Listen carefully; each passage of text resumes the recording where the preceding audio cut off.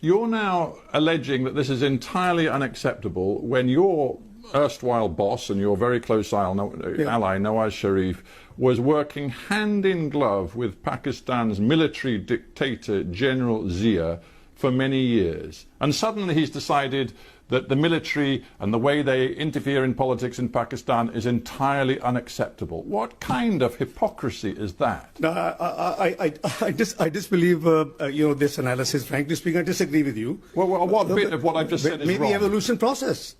Maybe evolution process. Evolution process? Yes, because oh, you mean because then he was in power and now he's out of power, so he's really angry with the army because they won't work with him? No, it's not the first time. It's the third time he was prime minister. And Imran Khan, own interior minister, tells the whole world that Mr. Sharif would have been fourth time prime minister if he had not got trouble with the establishment. You see, Imran Khan may be unpopular in Pakistan now, but when he heard what Nawaz Sharif said last month at that rally, when he directly targeted the chief of army, Imran Khan said this. He said, how dare Nawaz Sharif point to the general and blame him for what is happening in Pakistan when for years Mr. Nawaz Sharif polished the boots of a former military dictator. When Imran Khan said that, I dare say he actually had a great deal of sympathy from many Pakistanis who know hypocrisy when they see it. In that case, let's be very open and transparent with each other. I've interviewed many government officials and ministers around the world over many years, and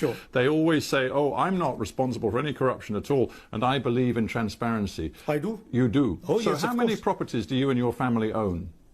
It's all declared in my tax returns. Well, just give me the answer, because I don't know. How many properties do you and your family own? I have my main residence in Pakistan, which has been taken over by by this regime.